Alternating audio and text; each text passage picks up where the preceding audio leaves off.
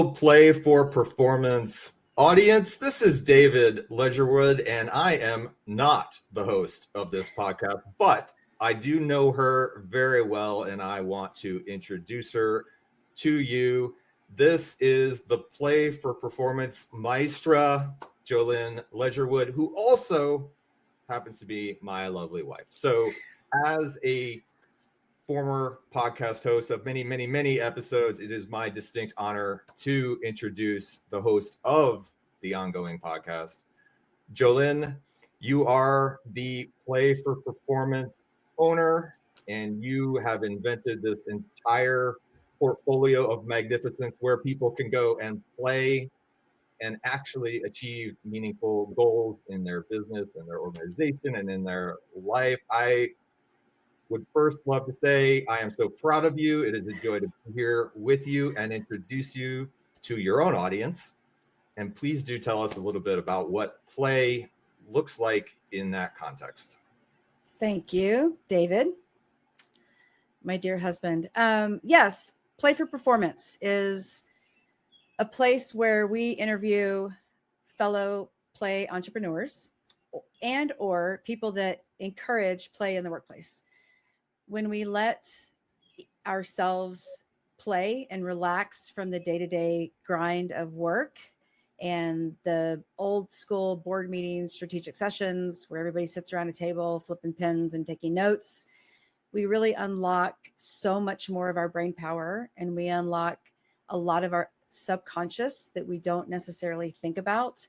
And we allow people to just build, play, work with their hands, different types of art form, just different ways to bring play into work. And it's so much fun talking to our guests about how they bring play into their work, whether it's a small business, whether it's a large corporation, across the spans of all of those places. You really, truly do see the value of play when we're working with our hands and when we're working in other creative ways. So that's the goal of Play for Performance, is just to unlock and help people see the value of play in their workplace. And you do this type of work in your own practice, elevateyourtalent.co, if anybody wants to go visit the website. I know from obviously hanging out with you for the past, long time, that you do coaching, you do Lego serious play workshops. There's all kinds of combinations of cool things. I've just been around the house and picked up, little snippets here and there, models all over the place. Anybody that's watching the video of this at home, Jolynn is consistently surrounded with Legos and has created some magnificent things.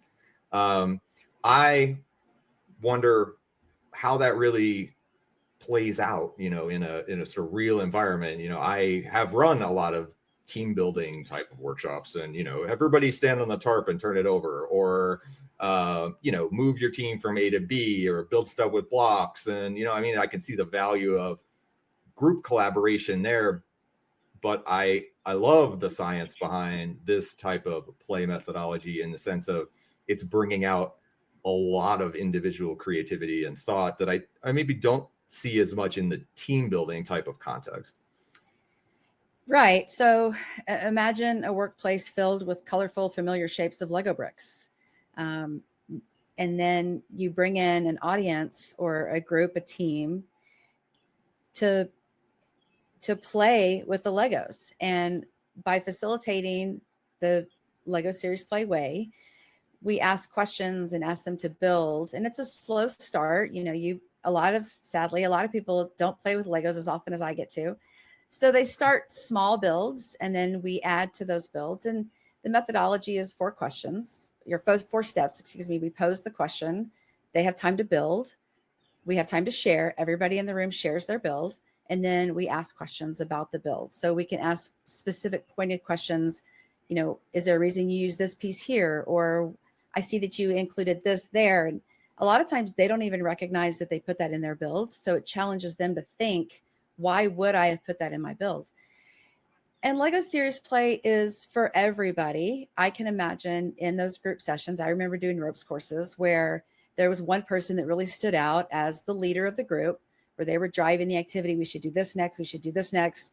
And oftentimes you have somebody kind of in the back that just goes along with it because either they don't think strategically or they don't necessarily have ideas that they feel strong enough about to pose to the group. And what I love about Lego Serious Play is it allows everybody in the room to build, whether you're the CEO, you're the admin assistant, you're the event planner. If you're in the room with us, you're building. So your input and your subconscious gets thrown into those builds, and everybody has a seat and everybody has a say about your builds and what's going on. Oftentimes we'll hear someone say, I don't play with bricks. I don't know how to build. I'm not creative. And those are the exact ones that 2 steps in to the builds, they're realizing how much is coming through their builds, and they have those aha moments of, wow, this is amazing. And Lego Serious Play specifically can be used for strategic sessions. It can be used for team building. It can be used for, we honestly don't know the answer to this question or this problem. Will you help us? It can be used for interdepartment understanding of how the departments work with each other. So there's a wide range of uses. I enjoy hearing others talk about how they use play in their workplaces and learning from them on what works and what doesn't work. I mean, we really bounce a lot of great ideas off of each other. And this idea of play is fun. I would guess everybody comes out of these things and says, that was really cool. That was really fun. But I think there probably is this distinction of we're using play for an objective. It's fun and we got somewhere, not the same thing as we all got to blow off steam last night as a team and drink a bunch of beers and eat appetizers at Topgolf. So that was fun. Relationship building, if you will. I don't think that anybody's advocating take those things away, but I do think that I've been in enough organizations where, there's sort of this compulsory fun idea where it's like, we are all going out and you must show up, and you maybe don't even play golf or you have other things to do that night, but it's sort of like in your face, if you don't, you're kind of ostracized. This feels like a better way maybe to integrate fun for a purpose. It does. And we refer to it sometimes as hard play because it's not easy or as easy as you think going into it. You're like, oh, I can build Legos. Like, what? I can build whatever I want to build. I can build Legos. But the kits that we use are very specific to this process. And so you're limited on the pieces that you use in specific builds. And you're right. It's not you have to come play Topgolf.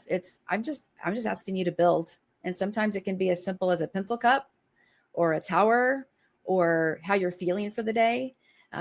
It's amazing seeing the mind processing through the build's explanation and understanding what was built. There's also a lot of metaphor usage in Lego Serious Play where a green brick can mean anything from grass to my mood for the day. A turtle, it can be a kid, it can be anything you want it to be. And so when we take builds, and that's the important part of sharing your build is explaining what you built and why, it helps them see that, wow, that's pretty awesome. And I see now how we get, and by sharing those builds, you are also learning a lot about each other and also providing a team building experience. And a lot of people, they actually don't see it as forced. They see it as we're doing this as a team. We're doing this together. So it's on site at their office. It's with them, the whole group's together. It's not that they're having to take time out of their workday because that's the workday for the day or 2 days, however long the session lasts. It's part of what they're doing, and thus they're engaged and they're involved. They don't have to come after hours. They don't have to miss their kids' events. They don't have to be around a bar if they don't want to do that. It's more in the workplace, and the workplace is supporting this growth as a team and for that strategic session, how that looks. Right. And it stands in for, I've read some of the science or proof literature around this. It's a well-studied idea that folks who sit around and type or write or put on a whiteboard, like this is actually accessing essentially different parts or more parts of their brains. What was you probably know the statistics better than me. It was 70% more of your brain being accessed in a creative context because of the use of the hands and articulating the bricks. So that neat science behind it. Now I've seen these kits. I think you should describe these kits because they're pretty outrageous. I think people imagine, oh, it's a little bit of Legos. Y'all, you've never seen anything like this. You have to describe these kits. I don't even know what they're called, but the giant box with all the different things, and then the connectors and all this stuff. Just describe the picture of what one of these full integrated models looks like, because it's extraordinary. Sure. So I'll start you with the basic pack, and that's called our Windows Exploration Bag. Okay, so Jolynn is holding up a little bag of Legos, a whole bunch of different colors in it, and they don't look like they go together. The instructions would be weird. Oh, and they all fell all over the place. So now we have play for performance in front of everyone. We have Legos that I promise not to step on. That's one of the things that we talk about too in our workshops is don't drop them because nobody wants to step on them. And we always keep our shoes on. So there's that. Yeah, so this is the first kit, and that's just an introduction to Lego Series Play. So when somebody wants to learn more about it, I bring a kit for both of us. We build, we talk about our builds. If a company decides to use my services, I'll bring in this same kit and I'll build what I hear them telling me they want to do and want to accomplish in the workshop. So as I build, I can ask, do I have this right? Does this look like what you're wanting to do? Yes, no. Can you move this piece to this? And again, it's a limited set. It's not a whole box of Legos. It's a very small set that gets us started. And we use the same set when we initiate the sessions in the corporate setting. Everybody gets this and they get to take that home. Next step is the Lego Series Play individual box. And it has probably 8,500 pieces in it. And it has both Duplos and Lego bricks. It has both to work with and to build different ideas and constructs. And that takes us to the second level of let's add a little bit more complexity to the build. When we get ready to build individual models that we are going to be bringing and maybe connecting to each other, that's when we open up the $700 box of Legos that has a lot of Duplos, which are the bigger blocks, if you will, and actual animals. So it's got an elephant, a tiger. So you no longer have to use the little gray brick to represent an elephant. You can use the actual elephant if you want to, and plates to build on. So when we start building, depending on what is revealed in that first build, I can ask to add on to the build or make modifications to your build, given this extra piece of information, and they do. And then later in, especially for like strategic sessions or when we're comparing departments with each other, and maybe not comparing isn't the right word, but maybe showing how they integrate and how they do work off of each other, we'll use what's called the connector set. And it again is very large. It has, firm connections that show that there's not a lot of room for movement or flexibility in that relationship, or if we're building a potential impact to the business. There's also very flexible ones. It's almost like a string between two pieces that go on a Lego. So that can show that there's a lot of fluidity there. And bringing our builds together, it allows us to show what of my build is really, really important to me, and how do I want to add that into the group build, where others might see similarities in our two builds. And then we can negotiate. This part of mine is really important, so I really want to put that in there. And the other person saying this part of mine is really important, so I want to make sure and put that in there. But it shows that that's more teamwork involved in them negotiating how that combined build looks together. And then again, if we get to where we add connectors, or if that's an important part of the build, we add those connector pieces to show, and then we can actually do movement of the impacts or movement of a particular department away from the organization if they're brought into the organization, and how that affects the items that they were connected to, and how those connections either yield to that movement or prevent that type of movement. It's really remarkable. And it's fun hearing them when we pose the question. It's a very quick jump to start building. And we always often have to say, when I'm done posing the question, I'll give you time to build. And because once they get into it, they get really excited about, oh, I want to use this piece and this piece and that piece. And I didn't even see that one was in there. And it's phenomenal. But yes, the kits are large, they're bulky, they're cumbersome, but have kits and can travel. It's a lot of fun. Yeah, right. Absolutely. Yeah. I mean, this has got to be suitcases worth of Legos for anybody that's imagining this. And I've seen the pictures of these connected models, like builds, as you call them. And, it's like each person made almost like their whole department or something. And then these pieces all connected them together, and it becomes like this like alien spaceship giant thing. And it is really interesting because the firm connectors or the soft connectors, like, it's like if I were to push on this one model, it would discalibrate everybody else's thing because it's firmly connected. And maybe the project managers or, sort of product managers among us would know that this is very much like a dependency in a org chart or in a, what do you call that thing that you demonstrate a project, a Gantt chart, and you've got, so it's like you have these 3D models of these actual things that actually happen. And I think anybody with like too much business vocabulary, or maybe, got your MBA or whatever, you can imagine this. And it now becomes in a third movable dimension. It's very cool. So I'll give you a quick example. Here in Texas, there is talk amongst legislators about creating or using vouchers for students instead of going to public schools to being enrolled in private charter schools.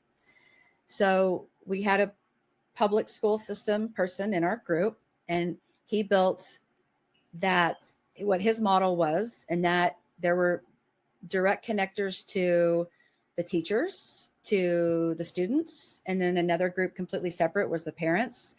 The financial department of the school was built, so you saw the financial. And so when you build the outside potential impact on the business of those public vouchers, it challenged him to think, well, it's probably a direct connection to the teachers, but not so much the students. Mm-hmm. And when we started talking about how it really does have an impact on the students too, because student class sizes might be smaller, or there might be a more diverse population that's joining the school now or not at the school now than used to be because those vouchers are available. So, and then obviously a direct line to the financial heart of the school, because those vouchers being used are going to take significant tax money away from the school itself. So it really allowed him to challenge what all areas does this really impact? And it impacts everybody, but in completely different ways. Like the teachers now potentially could have smaller class sizes. So that's going to make them challenge a little bit on how they teach and what methodologies they use, et cetera. It just was it was fascinating to see how he really thought through all the different ways that those vouchers could have an impact on the school system. And it's not just the financial piece, but it is the teachers, the students, the parents, everybody else involved in the school, the administrators, everybody else involved in the school is going to have that impact too. And just seeing him work through that and understanding that, I don't know if regular thinking or sitting at his desk one day processing through this, would he have come to some of those conclusions that he did? What that whole scenario makes me think of a lot is stakeholder management, right? And, sort of, if I were thinking about this on even a piece of paper or in a Miro board or something that I was doing on a computer collaboratively, I'd only have those two dimensions. And even if I moved one shape, I wouldn't really get an indication of that movement and how it pushes and pulls on other stuff. Just like the ability to model this. I mean, you think, like, for example, the military spends millions of dollars on wargaming, and that's what that is, right? I'm going to actually move my forces, and it's like playing a game of Risk. Like that's where that stuff even came from. The fact that anybody in any business can access the minds of all the people involved who are touching all the different stakeholders and make sure that there's representation of those stakeholders in the model. you probably would be able to recognize a relationship that you didn't even think of, like, oh, this is going to impact. And now I have essentially awareness and risk mitigation of this thing I didn't even think of because I couldn't play with it in that way before. And when we're playing with our models, there's other people involved in their organization that are asking questions about, what does that look? How did you, and that challenges their thinking a little bit more on how we're building and what we're building and how those things can and do impact each other. We often say in Lego Serious Play, give your brain a hand, meaning use your hands to build, and it's going to unlock. You were close. It's 80% more of your brain power is going to be unlocked just by using your hands. And a side benefit to this is a lot of people in our workplace environments have challenges with sitting behind a desk or sitting in that conference room. They are bored. They are not engaged. They don't care. And it's nothing that says that they don't care about the workplace and providing great work.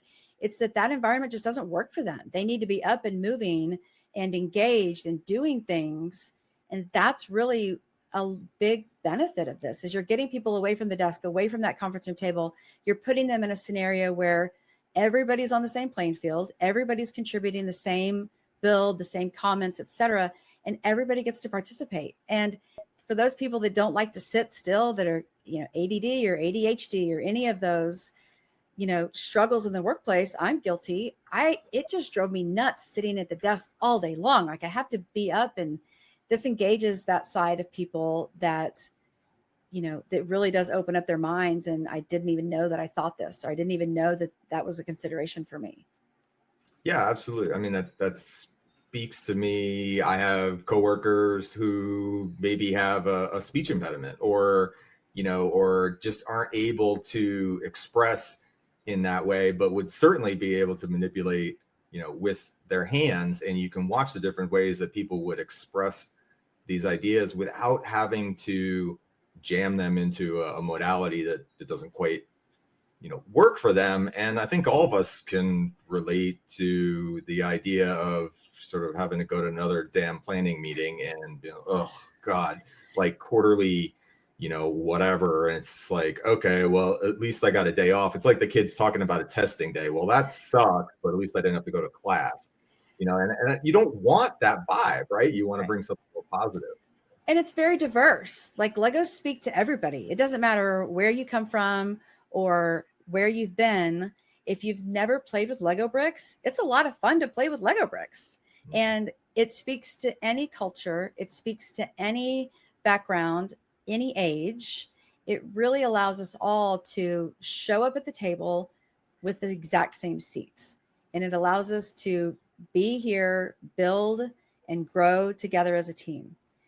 It takes a courageous leader to be open to having that kind of session, to be open to listening to everything, as we construct ideas and share stories and build deeper understandings of challenges. They're just like, they get it. And it's just, it's a lot of fun. I love my work because I get to play with Legos and talk to cool, fun people all day. That's absolutely sounds amazing. And you are lighting up. For anybody that's not able to hear the smile, I can confirm that she is bright and very engaged. So I love that.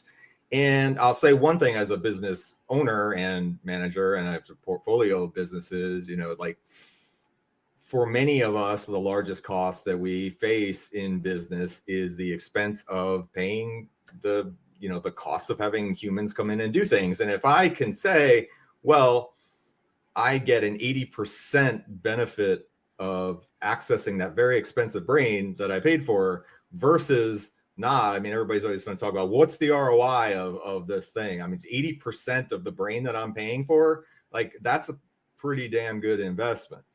So I'll stop there. Sales guy in me wants to jump out and go, hey, everybody, buy it right now. Thank you. But beyond that, you talked about the leader, right? And the courageous leader. And so I'll shift, because I know you also do sort of individual work, right? And this idea of the courageous leader, that speaks to me on the sense of, hey, probably there's some one-to-one processing work that maybe ought to happen around that. And I know that's the facilitator turn coach, but I do think that's an important component. And I wanted to give space to talk about that, the different modalities you would use and how you would then align those two things. Thank you for bringing that up. I appreciate it. Yes, Lego series play is known for being a group activity, but I also see a lot of power of it in individual sessions. In addition to that, I offer Clifton Strengths coaching, which I have been a huge fan of for many, many years. It really helps a user understand who they are and how their brain works innately, and how that can impact the work that they do and how happy they are in the work that they do. A relatively newer modality that I use is called the primal question. It was created by Mike Foster, and it's understanding as we were growing up and as we were aging, there was a question that we continue to ask people in our lives. And once we know what that question is, we can harness the strength behind using that as a gift to others. So I do have a quiz. JolynnLedge.coach is my website to take the primal question quiz. Send me your results and we can do a quick chat just to talk about that. And I also work with Bob Goff. His Dream Big program is pretty phenomenal. I'm a huge fan of his. And anytime I'm able to use or integrate Bob's work into what I do, I'm a big fan of that. So I try to look at the person and what they're going through, what their struggles may be or what their goals are, and model a specific coaching plan for them, depending on what's needed, what's been done before. Again, what are their goals? What do they want to accomplish? And in Lego Series Play, at the end of those sessions, I do provide a report that shows what we discussed, what the outcomes were, et cetera. So the user that is purchasing that big ROI does have that return, and they do see what we accomplished. And if I have any, or when I have suggestions for future growth or future plans, always include those as well. So I stepped away from corporate America to be able to work with individuals and to make them better, happier people in what they do and the work every day. And when I found Lego Series Play, I said, I have to do this because obviously I love Legos. And if I can bring this and understanding the methodology and really embracing that, it's bringing fun into the workplace and it's having fun in what we do. And why can't we look at how our brains are worked and just pivot a little bit on how we're engaged at work? And it makes people happier. It makes people enjoy themselves and enjoy their work. And thus they then produce more, which is crazy, but it works. Yeah. Absolutely. I believe that because I've done a lot of organizational work myself and as a manager, and amazingly now looking back some 20 odd years in corporate and, startups and the thing. And what I imagine it's almost like we've zoomed out now to a sort of more conceptual model where we have group stuff, we have individual stuff, we have group stuff, we have individual stuff. If you were to then work with each individual and bring them back together, next time they're going to be stronger. They're going to produce more creative output. They're going to have their guard down a little bit more. I feel more comfortable in my skin. I can bring that to the group. And then back and forth, you can imagine an ongoing plan. It's very much like a engagement and effectiveness workout routine. And, the brain behaves that way, whether we like it or not. We can all pretend that we're just going to work in spreadsheets and Word documents. And the reality of getting execution out of folks that in this, let's face it, we're recording this at a time when there's a lot of uncertainty and doubt and fear and just like, hey, is the economy going to go up or down or where? And people need security. People need to feel contribution and engagement, and that they're helping to move the collective thing forward at a time when, it's tough and they want to demonstrate value, kind of in their own way. Yeah. It's amazing talking to fellow play facilitators, hearing how they do and how they bring the play into the workplace, how they bring their methodologies to the corporations to understand. It's hearing them at doing public speeches at different conferences here and there, or even breakout sessions in those conferences. It's amazing to see how many play facilitators there really are in the world, it's pretty phenomenal. Just for statistics reasons only, there's over 15,000 Lego Series Play facilitators, certified facilitators, and only 100 of those are in the United States. That to me is crazy. That to me, overseas in Vietnam and Asia, Belgium, Germany, obviously Denmark, that's where Legos are based. It's huge over there. And so many people use Lego Series Play for so many different reasons. It just boggles my mind that I've been in the L&D space for 25 years and I had never even heard of it before. So it's fun talking to other people that have their version of play at work and what that looks like to them and how they're taking that into the workplace too. That's what Play for Performance is all about. Well, that is fantastic. And listeners, you know that you'll be able to tune into fun episodes where we talk about, or Jolynn talks about, because I won't be here all the time, but Jolynn is going to talk to play practitioners across the spectrum. It's exciting. I'm looking forward to it. Obviously, I'm very proud of you. It is an absolute joy to be invited to introduce you to the world because I am proud of you and I love you. It's wonderful to be here and use my hosting experience to do a little play.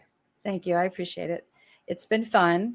I've heard you do podcasts for years. And so to finally be able to say, hey, I want you to interview me on my podcast this time was pretty awesome. So thank you for your time. For anybody that wants more information about Elevate Your Talent and Lego Series Play or my other coaching methodologies, you can reach out to Jolynn at elevateyourtalent.co, or our website is elevateyourtalent.co. I look forward to hearing you and talking to you in future episodes, and have a wonderful day. Keep building.